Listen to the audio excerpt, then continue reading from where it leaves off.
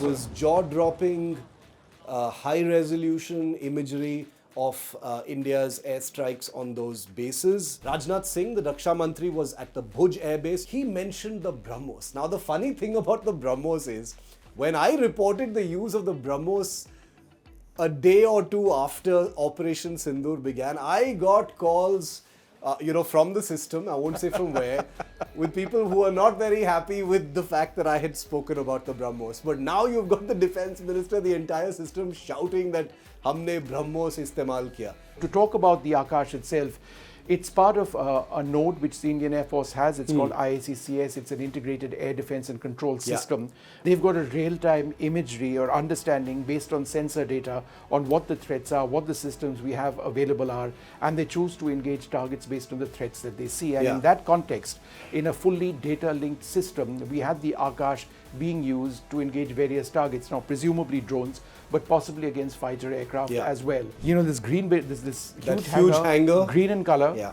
The before image shows it entirely intact, and the after image shows it entirely destroyed. Everything that inside. Huge hole inside the hangar. So the 10th of May, there was an image of that runway, exact same location. The runway is fine, everything is normal. And then it's got a big hole in it. And then got a big hole in it.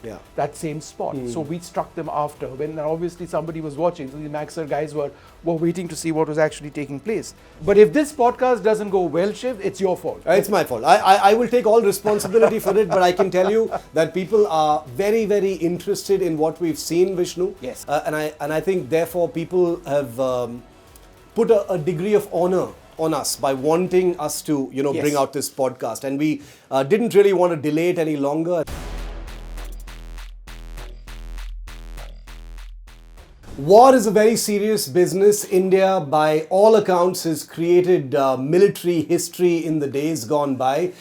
But one thing that stood out in the middle of NDTV's amazing coverage of this conflict has been the scrutiny with which we've been looking at the proof of these military strikes. One particular video of the evidence of the impact and success of Indian strikes has been shared millions of times all across the world. And a question I've been getting right through the last 3 weeks has been, when are you going to look at that in detail? When are you going to put together a podcast? Well, that time is now. We're calling it Control Alt Defence, and it is my greatest honor to bring on board my longtime friend, in many ways my mentor as far as weapons are concerned, and now my esteemed colleague Vishnu. I know very few people who know more about air power, weapons, and the instruments of war than he does. So Vishnu, this is going to be interesting. This is Control Alt Defence. People have been asking us about it. I know they've been asking you about it as well. They have indeed. This is my first podcast. It sort of says a little bit about how ancient I am in this. I'm not half as confident in the digital arena as you are. You're a real champion about that. Not just in terms of tweets and Instagram, but also your website, which you created way ahead of its time, Live Fist, and what it's done so brilliantly well.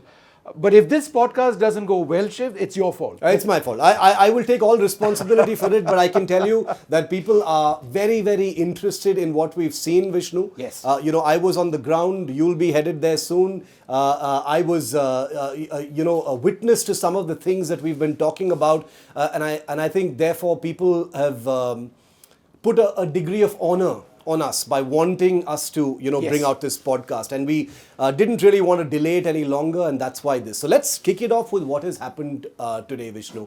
We both know that there is so much that we cannot talk about. About 99.99% of the things that are out there are things we cannot comment about because they're either sensitive, or there is no corroboration, or there are sensitivities because we're still in a live conflict situation. But let's start, Vishnu, with what's in the news today. Rajnath Singh, the Raksha Mantri, was at the Bhuj Air Base. You've been there several times. You've reported from there. I've been there a couple of times as well. He mentioned the BrahMos. Now, the funny thing about the BrahMos is, when I reported the use of the BrahMos a day or two after Operation Sindoor began, I got calls from the system, I won't say from where, with people who are not very happy with the fact that I had spoken about the BrahMos. But now you've got the defense minister, the entire system shouting that हमने BrahMos इस्तेमाल किया. Tell us what we know about the use of the BrahMos? They were obviously used quite extensively in these strikes. You know, Shiv, what's interesting is that about a week or so back, there was a couple of images which emerged from a field in Punjab, which showed what appeared to be a booster. Now, I knew exactly what that was, but I put it out there because a lot of people who follow me on Twitter know a little bit more about weapon systems than I do. No, and they don't. Said that, oh, well, anyway, you know, I mean, that's debatable. But they said, oh, no, it is what you think it is. I said, oh, really? He said, yes. And so it was, in fact, the booster of a BrahMos. Now, the BrahMos has stages. So once it lifts or once it blasts off or it's dropped from an aircraft, it fires its booster, it gets to its particular velocity, the stages separate, the booster is discarded, the nose of the missile is discarded, and then it accelerates to a speed of approximately Mach 2.8. Mach 2.8. Yeah, screaming speed. Screaming speed. Some say it's actually closer to Mach 3. The BrahMos is the most sophisticated, arguably the most sophisticated missile of its class in the world. It started out, remember, as a weapon system. It still is a weapon system that's designed to hit ships out at sea. But you know, we use it extensively in different avatars, different variants. It can be launched from the surface. It can be launched from ships, as I mentioned, and also from the air. My sense in the context of these operations is that some of them were ground launched and some of them would have been air launched as well. So air launched BrahMos, you know, is obviously means that this is the Tamil Nadu based squadron, and I'm going to plug Tamil Nadu because I was born there and I'm a Chennai boy. So parochial. You know, so represent Tanjavur, which is where that squadron is based, and we have permission to say this because it's not you know, operational sensitivity at this point of time. But okay, so the BrahMos, you're saying, Vishnu, was definitely or very likely used both from the air as well as you know, the ground launched version of the BrahMos. Let's talk about some of the other weapons, because obviously the airstrikes wouldn't have been conducted by just the BrahMos. There are other weapons that have been spoken about. But let's talk a little bit more about the BrahMos. Just one or two other points which I thought I'd bring up because it's important. Yeah. I think given the weight of the strikes by India on Pakistani air bases, the fact that none of these missiles were intercepted, it goes to prove a couple of things. Number one, the BrahMos likely in the context of Pakistan cannot be defended. Yeah. One of the reasons is in its terminal stage, and depending on how it's been set up for the delivery of the, you know, the way it's been set up to hit a target, it gets into very high G terminal S-shaped maneuvers. S-shaped maneuvers in its terminal flight at a considerable velocity, above the speed of sound, easily above the speed of sound, where it does S-shaped maneuvers. That, in the naval context, is designed to, you know, evade any known surface-to-air missile system which, you know, ships mount. I mean, it would be the Aegis system as well. We don't know, because it's never been publicly disclosed, whether there are terminal maneuvers which take place for the air-launched version when it's aiming to hit ground targets, or the ground-to-ground version. But the fact of the matter is, irrespective of that, the sheer speed alone, added to the fact, and this is something that's been disclosed as well, just I think day before yesterday, that India jammed out Pakistani radars and sensors, which could in fact track this very closely. It meant that the BrahMos, if it did hit its target, and we know that it did, was going to have a huge bang. I mean, and that clearly happened. Yeah, and it was flying uncontested in addition to being very difficult to intercept. Who knocks out a Mach 3 missile? I mean, who does? From the ground. It's very difficult. It's actually in the realm of theory. You know, it's not a ballistic missile. It follows a different trajectory. It has to be tracked from the very onset. The reaction times of surface-to-air missile units have to be very, very fast. In a jamming environment, tracking it becomes that much more difficult. Before you know it, it's upon you. And I would suggest that some of the targets, possibly the targets in terms of the runways in a couple of the airfields which were hit, may well have been BrahMos, because I have been told by experts, and Damien Simon and I have been you know, sort of in touch on this, that the diameter of the strikes on two of the runways which were struck, 9 meters. Now, the satellite imagery which we sort of broadcast to the entire world, we're the first to come out with a really high definition, and we'll talk about that, high definition stuff, indicated a width of 9 meters. We don't know the depth. But then in the case of, I think, Rahim Yar Khan, or one of the bases, you could tell. Yeah, because there was video of it. It was huge. I mean, you don't patch Massive that up and start flying, runway, you know, right away. I mean, it would take a long time. Okay, now the BrahMos, we might have to circle back to the BrahMos, I suspect, when we talk about those impact images that you procured for the first time, Vishnu. But let's talk about some of the other air-launched weapons. We'll come to surface, or maybe keep it for our second episode. But the BrahMos was clearly the fastest weapon. Yeah. There are slightly slower subsonic weapons as well, and there has been a lot of talk about the Scalp, which is integral to the Rafale aircraft. You've got the Hammers, which are also on the Rafale. I saw a report mentioning the Crystal Maze, which was one of the options during the Balakot strikes as well. Tell us about these weapons as well, and what kind of thought process would have gone into choosing which weapon to hit which base. It's interesting that you should mention Crystal Maze. Yeah. And it's interesting to me because I wasn't entirely aware that that is something which was used. But if you've heard it, the Crystal Maze has a two-way video relay system. It's launched by the Mirage 2000. Yeah. And that is supposed to bring you live video of the missile going in, approaching its target, and then the video goes off. And so you're going to have dash cam footage of... Right. We would have that incredible sort of footage which the Israelis often bring out. It's an Israeli weapon system of the strikes. We'd hoped that this weapon would be used in Balakot, but we didn't come back with that Big Bang footage. It's not been released at this juncture as yet, so we don't really know about the success of this missile. But it would have been fairly significant and fairly awesome, I should mention, if we actually watched a target being tracked, the missile going in, and then the video going off. Incredible. Not because somebody switched off the video, but because there's nothing left of the missile at that stage. It's exploded, it's hit its target. The Hammer is interesting. It's a smaller weapon. The range is lower. It's been integrated not just with the Rafale aircraft, but I suspect with a few other platforms, the Tejas as well, which perhaps may not have been used in the offensive strikes. We don't know again about what exactly was used.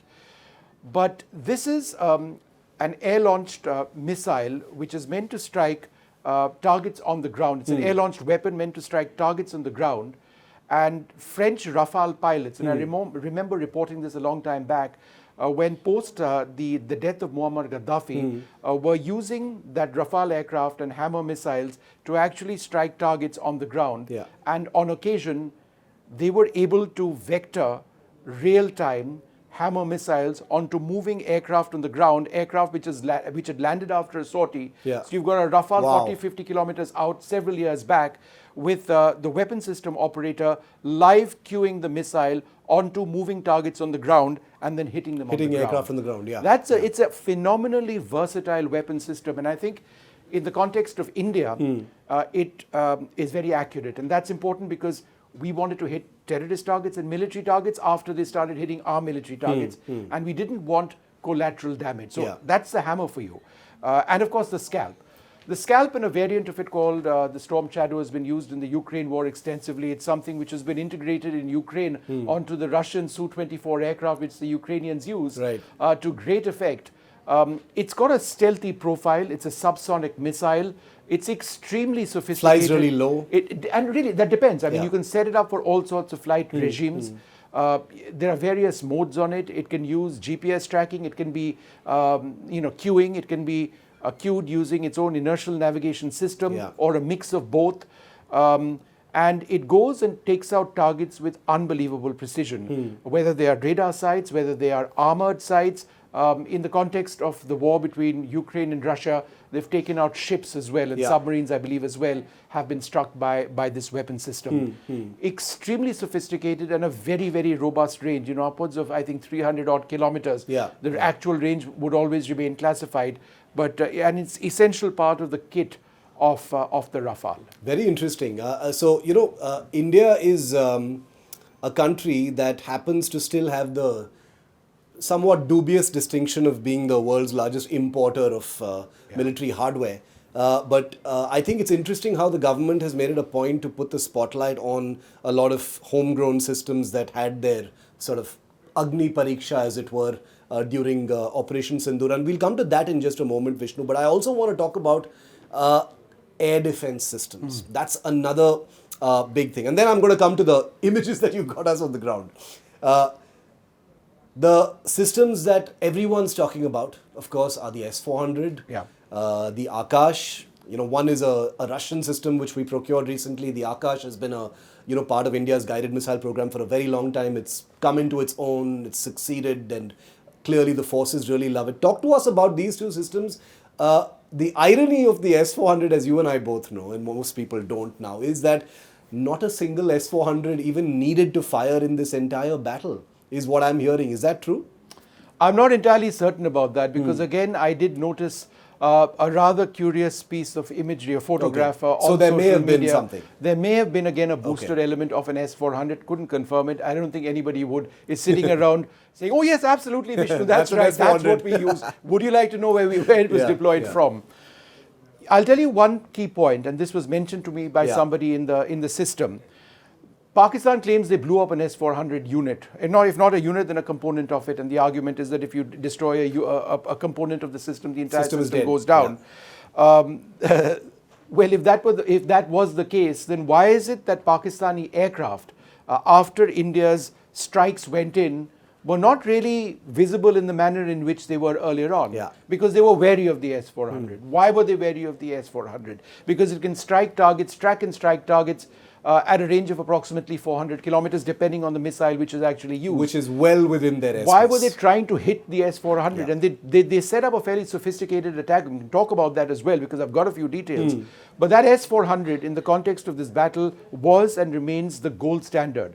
The fact that it can take out ballistic missiles, it can engage aircraft, drones, everything, fighter aircraft most certainly, means it is the most formidable threat that the Pakistan Air Force faced when they took to the air. Now, let's face it, the Pakistan Air Force, sophisticated Air Force, in many sense, well integrated with their radars, well integrated through data links with their AWACS platforms. You have to hand it to them in terms of their competence in many senses, in many respects. But it's the presence of the S-400 which degrades the ability of the Pakistan Air Force to really take home a strike. Keeps them at the back. No, they never hit any targets in India of any meaning. You were saying something about the attempts to actually take out the S-400. So what I learned, are those details? Well, and this is absolutely confirmed, and it comes to, again, somebody in the system.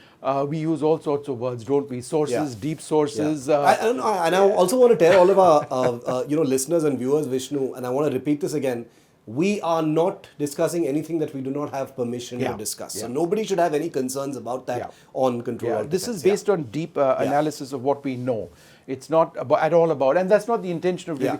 So I learned that a missile which was likely in close to hypersonic speed would have been launched by the Pakistanis against the S-400 base in Adhampur. At least one, if not two missiles. And I can confirm that one of these very high-speed missiles, close to a hypersonic speed, and it's likely the CM series missile from a JF-17 fighter of the Pakistan Air Force. It fell well short of its target. It missed.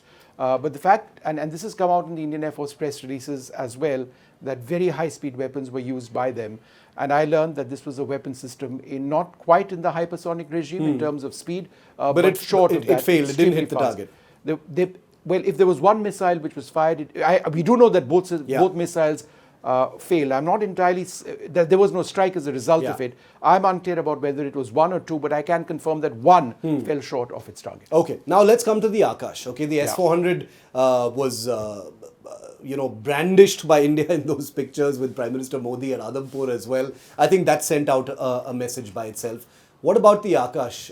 Vishnu, through our careers, we've been reporting on the Akash. And this is perhaps the first time we're seeing it, used in anger, used in operations. What are you hearing about how it performed? And to think about the Akash, when in its early days, there were all sorts of teething troubles which were reported. There were all sorts of inadequacies which were reported. They went back to the drawing table. They got it fixed. They've now got an Akash Prime variant, which is something else. I don't know if the Akash Prime is in a position to be deployed as yet. I think not. But the fact that you've got the Akash taking out targets at a robust range of 30 kilometers plus. Amazing. It's at that medium distance in terms of it's sort of medium range as far as surface-to-air missiles are concerned. We have a tiered system, so we've got the endo and exo-atmospheric missiles and systems which take out ballistic missile threats in the atmosphere as well. We aren't talking about that right now. We don't really know about the state of that development. Then we've got the S-400. Then we've got ground versions of the Barak 8 missile.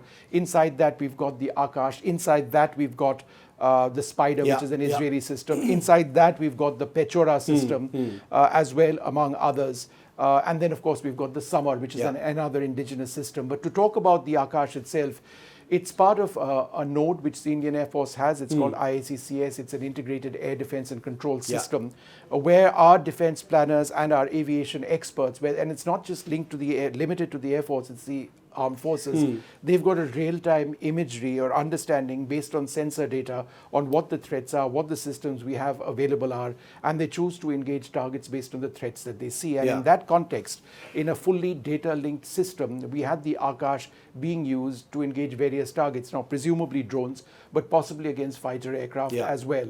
And from what we've heard, and this has been in public statements, this is one of the indigenous weapon systems that's done really well. It's done really well, and I can't wait to know more, because this is the question is, will we know more? This is our system. Whether we get to know more about the S-400.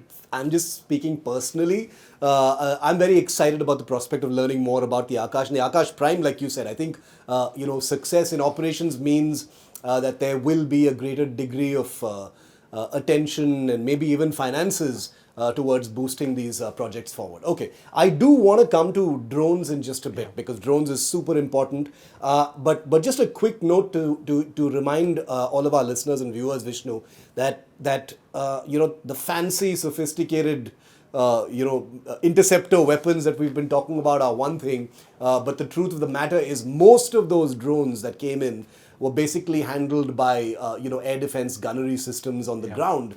Whether it's the ZU-23 or the L-70 guns, which were booming while I was reporting in Srinagar.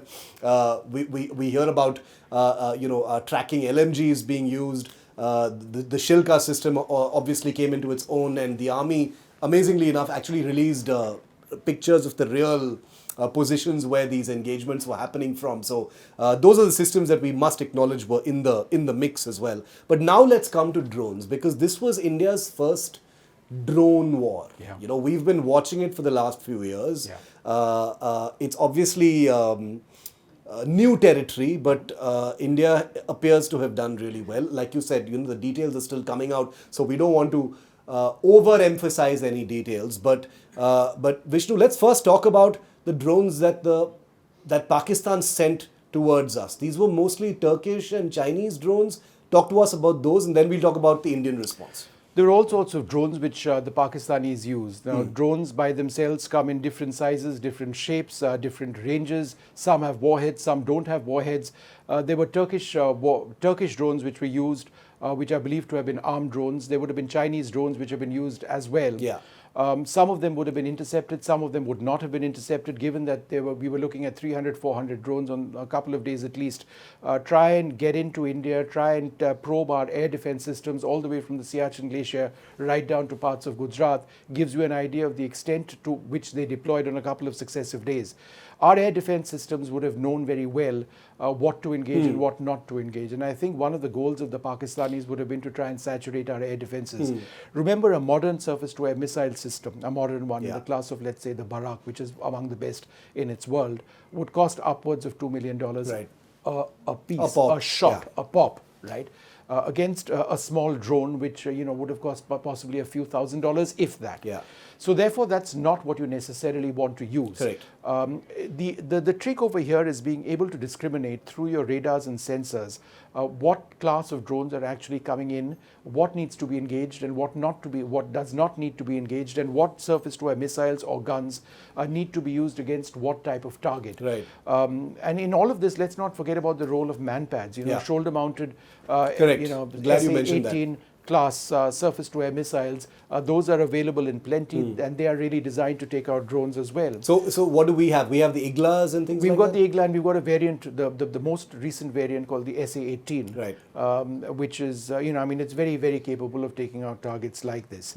But I think to the point that you were mentioning, the way we defended ourselves against these attacks is we use the Igla, we use the L-70, which is an ACAC gun system. It's been there for a long time, but it's been very seriously upgraded. Correct. It's got electro-optic, it's got night vision sights. Used with good effect, I'm hearing. Yes, absolutely.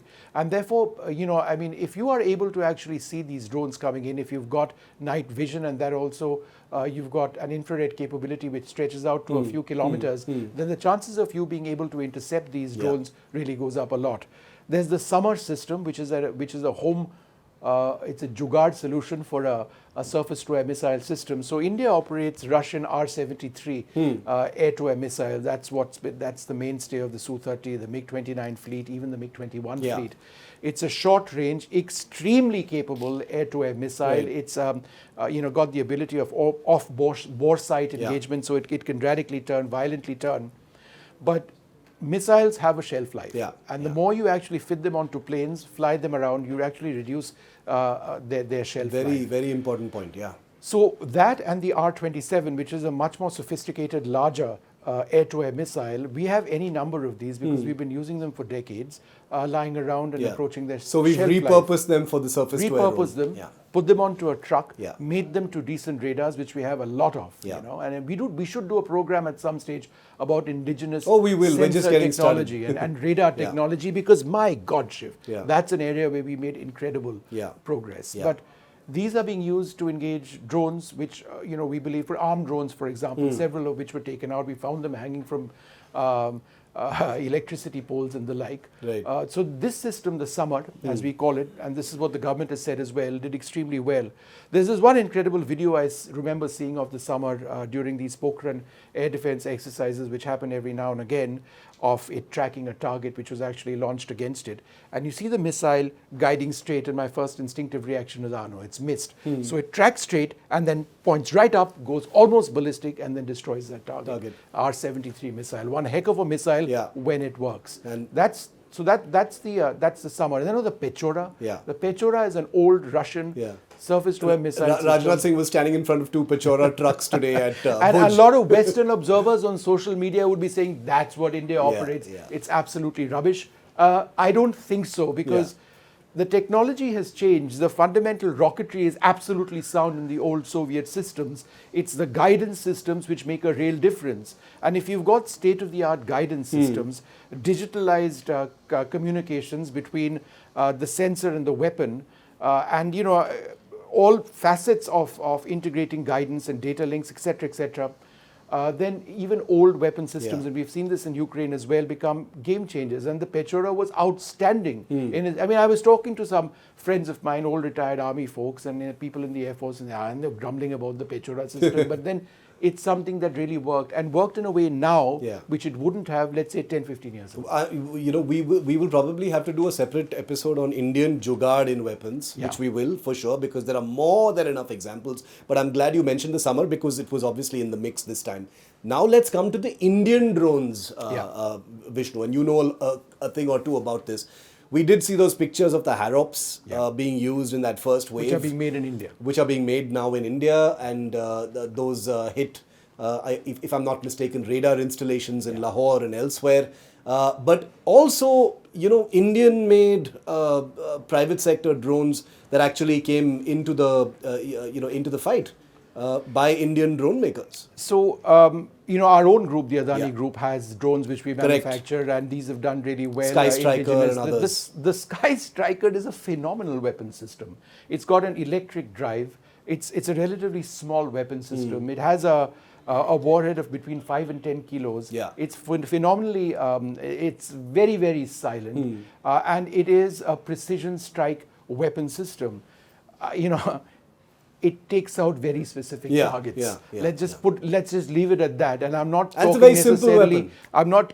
It's reasonably sophisticated in many senses, because of the accuracy, the guidance system, and its ability to home in on very specific targets. This could be actually used to eliminate terrorists and very specific terrorists. Obviously, that type of operation, the real which the surgical Americans strikes, the ultra super surgical strikes, depends on intelligence and human intelligence, and not just machine intelligence. It depends on artificial intelligence at some levels. Machine learning is another key aspect of how drones operate. I won't get into a lot of them. I've just thrown out a lot of words over there, but that's a very sophisticated system. The Harop is something which we've operated now for a while. It's a suicide weapon. It circles around particular targets. It's smart enough to know what to hit and how to hit. And there's video of it striking what I believe to be an HQ-9BB site, which is Pakistan's frontline surface-to-air missile unit, a strike on an HQ-9 unit or perhaps an HQ-16 unit in the Lahore area. There is somebody over there with their cell phone filming it. You see it, and then it goes into its terminal dive and then there's a big explosion. Incredible. Just two systems, but then you've got a company called New Space. And you know, I mean, and also Idea Forge. That's right, and Idea Forge as well. And if you look at New Space, it's an incredible company. It's run by a former Indian Air Force pilot, Samir Joshi, whose ability to tinker with technology, understand the future of air warfare, adapt to changing requirements, real cutting edge stuff, and come into his own with this particular company in terms of designing and developing and selling to the armed forces, and then them deploying this technology. And from what we've seen earlier on, and we don't really know if a lot of this was used in these operations, we've got Indian-made swarm drones. That means you've got potentially dozens of drones operating together, made in India, communicating with each other, taking out particular targets. That's incredible technology. The fact that they're robust enough to operate, possibly even in a jammed environment, and that's something they'd be working on as well. That's one thing that they've done brilliantly. High altitude pseudo satellites, HAPS. That's another area where, I mean, what is a HAPS drone? I mean, drones come in various sizes. Again, New Space having done phenomenally well because they've got a drone which can actually linger in the air, not for hours, but ultimately for weeks. And the idea over there is you've got a very slow-moving drone which is solar powered. Persistent surveillance, Super persistent surveillance way up in the air. Then if you're looking at a target over China or Pakistan, wherever you have it, then you are getting constant surveillance. Now, why is that important and better than satellites? Because to have a satellite over a position, it means that the satellite is expending fuel. Fuel is gold for satellites. They have only a small amount of fuel which is available. Whereas if you've got a solar-powered system which you can deploy relatively fixed in a particular area, and the fact that we are now in the process of developing that, not just New Space, but HAL is also looking at it separately. That's just phenomenal technology over there. An Idea Forge with its drones also. Small drones which just fly a kilometer or so, big drones, and of course the really big ones, General Atomics, the variants of the Predator drone, the fact that we've got the Guardians which will ultimately be coming in. These are armed drones, much larger drones. So drone warfare, I mean, it's huge. Lots of learning lessons for our armed forces. I cannot imagine the wealth of data that's going to be coming out from just the drone space right now because, this government has put a great deal of energy, money, governmental sort of time into building up India's drone ecosystem. And I think the next few weeks are going to be interesting, Vishnu, in terms of how things sharpen up as far as our drones are concerned. I'm sure many of these companies are going to receive new projects to improve. I think there's been a sudden increase in our defense, not the budget per se, but there has been a midterm enhancement. It has to happen. I think a midterm enhancement of finances is going to happen. I'm hearing that there will be even more special powers at the commander level as well, like it was after the Eastern Ladakh fracas that took place in Galwan. So those are things. Now finally, let's come to the last bit for this episode, because obviously we can't pack everything into the first episode of Control Alt Defence. But the images, Vishnu. I haven't seen, a news segment shared that much during this coverage. It was up to what? It was up to 1 million or so? It was jaw-dropping, high-resolution imagery of India's airstrikes on those bases. The imagery had come out before that from the Indian Air Force and some satellite analysts, but what you had gotten was really, really crazy, very, very compelling high-resolution imagery. I was zooming and waiting for those images to become blurry, but they were not because they you were could just zoom in forever. So high-resolution. And can I tell you that was not even military grade? That's insane. I mean, first of all, talk us through those pictures. What did they tell you? And also, I feel compelled to say that people have been getting caught up in this whole India's narrative, and we're losing the narrative. We should pay attention to the narrative battle. And I'm like, hello, look at these pictures. No, I don't think India's lost the narrative battle. I think we've actually won Thanks the narrative in large part battle, to these pictures, though. And I don't think we need to be using the word narrative at all. Exactly. Thank you for saying that. We just hammer the targets on the ground. Yeah. Hello, it's here for you to That's see. it. Where is the narrative business in this? At the end of the day, what were India's objectives? Our India's objectives were to hit terror camps. Did we do that? Yes. Do we have pictures? Yes. Are they our pictures? No. They've been internationally released, extremely high-resolution imagery from Maxar. I've worked very closely with Maxar now for the last several years. They are incredibly credible. And the images that they have, whether it's Muritke or in Bahawalpur, these are the terrorist centers. We haven't spoken about that because that's where it all began post Pahalgam. And these are targets which have been completely taken out. If you look at the headquarters of the Jaish-e-Mohammed in Bahawalpur, the fact that you've got footage from on the ground, people going in and the entire place has been destroyed. The domes have gone off. Now, I'm not somebody who makes extreme sort of remarks on social media, but then that entire phrase of ghar mein ghus ke marna, which a lot of people say really rah rah rah, that that's the way we need to go, and I shied away from using phrases like that in the past. But the moment you see domes having been blown up, either with that being the incursion point, or perhaps it's just exploded because the incursion point was elsewhere. I mean, how more precise does it actually need to get? And then in terms of the strikes which we carried out in the other bases, Noor Khan Air Base, Rawalpindi, right next to Islamabad, right? Right next to it. And what did we strike? Initially, it looked like two buildings among many. And then Damien Simon said, and I were in a conversation, and what he mentioned to me that, no, look again. So I looked again and I said, no, buildings. He says, no, look again. I looked again, and in fact, what he told me, because I'm not as smart as a lot of other people, is that these were two gigantic tractor trailers. You could see the tractor, you could see the front, the cab element of the trailers. The trailers very, very large. They had awnings on either side. These were command and control centers being used by the Pakistanis to control an element of whatever they were sending up, whether they were drones or whether there was something else. And this was a super precision strike, whether this was a scalp or a BrahMos.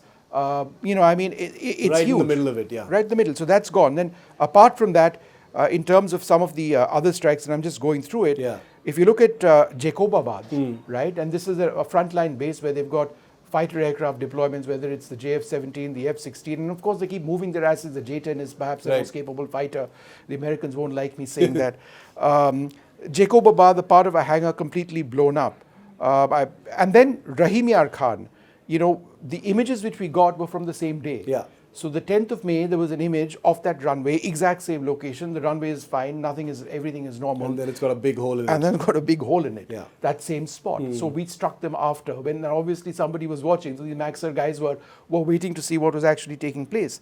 Sukur, where one of two, what I believe are hangars, completely flat. If this was a UAV base, it's believed to have been a UAV base. There's nothing which survived inside that. But for me, the great takeaway was Bholari. This green bit, this huge hangar, green in color. The before image shows it entirely intact, and the after image shows it entirely destroyed. Everything that inside. Huge hole inside the hangar. And people are saying there could have been an AWACS. No, we can't confirm that. Now, we need to be very clear with our viewers. Shiv and I are not saying that. Let people say whatever they have to. But if there was stuff inside, chances that that was the case. And given what's happened to the hangar. And what I also found interesting in Sukur is that there is a very large vegetation fire behind that hangar which was destroyed. I saw that, So there was a huge fire in that area as well. And it was just a couple of places. So, okay, we're going to bring this episode to an end now because I think we've covered at least on the surface, the weapons, the impact.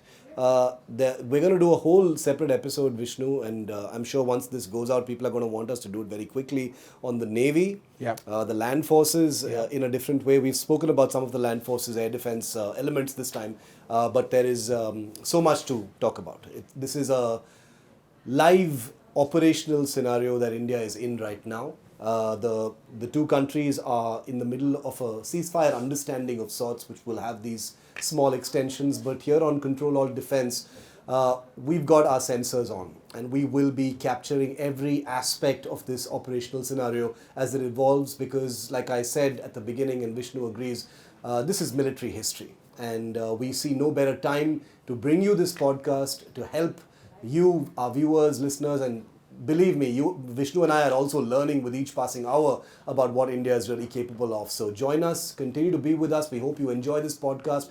This is only episode 1. See you on the next.